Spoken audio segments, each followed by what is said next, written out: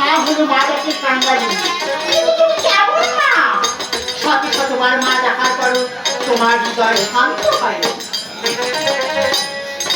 তাই বড় অহংকার ছিল তোমার।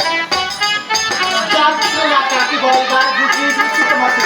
যন্ত্রণা কত প্রকার থেকে এবার বুঝতে পেরেছি। তবে আমি থাকতে আসলে করে রাখি। এসেছিলাম তোমার কাছে থাকতে নয়, তোমার চরণ সেবা করতে। কিন্তু তার বিনিময়ে তুমি আমার একটি চক্ষু যখন অন্ধ করে দিয়েছিল, এর ফল আমি তোমায় দিয়েছি। তবে আর এক মুহূর্ত অপেক্ষা বিলম্ব করবো না।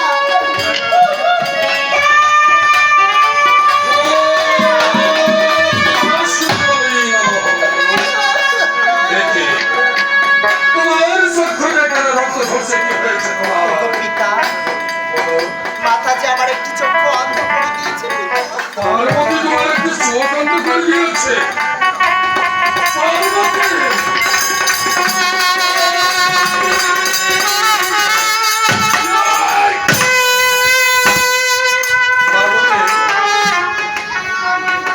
পার্বতী,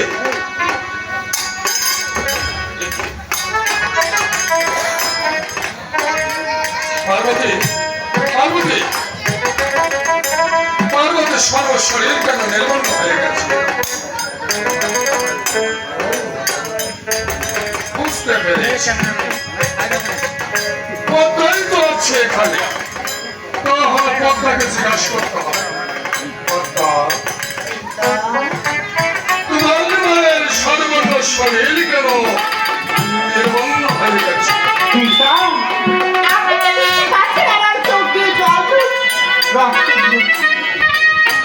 এক চক্ষু দিয়ে রক্ত, আরেক চক্ষু দিয়ে জল। আমি জানি না মাতার কি হয়েছে, আমি কিছু দেখতে পাই না। তুমি তো এই কৈলাসে ছিলে, কিন্তু কৈলাসে থেকে কেন না তোমার মায়ের কি হয়েছে তুমি তো বলতে পারো না?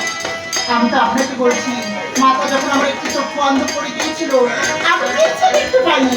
আর মাতার কি করে এমন হয়েছে আমি কেমন করে বলবো? বুঝতে পেরেছি, তোমার মাতার কি হয়েছে তুমি যদি বলতে না পারো, তাহলে তো তোমাকে রেখে কোনো লাভ হবে না। তোমার মায়ের কি হয়েছে? কি হয়েছে?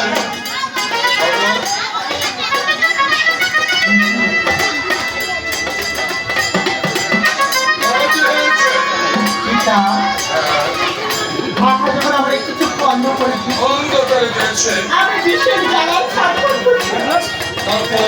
নিজের রাগকে নিয়ন্ত্রণ করতে না পেরে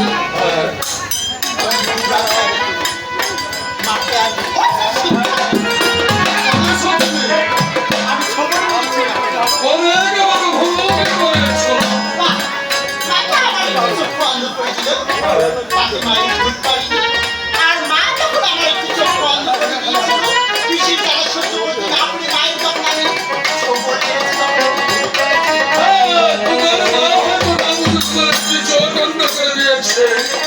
কিন্তু তাই বলে তুমি সন্তান হয়ে তোমার মাকে তুমি সবল হয়েছ, অনেকে বলে ভুল করেছ।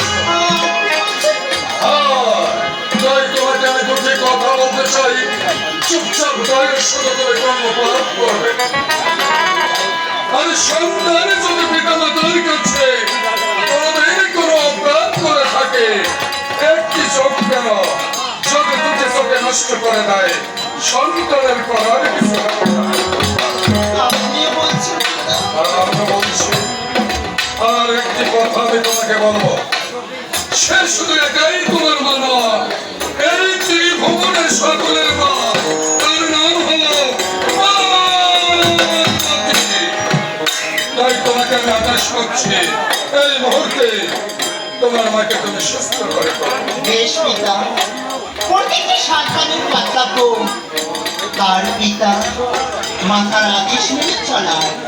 আজ আপনি আমার পিতা বলি, আপনার আদেশ পালন করার জন্য আচ্ছা, আমি রাজার হাতে সেবা করি।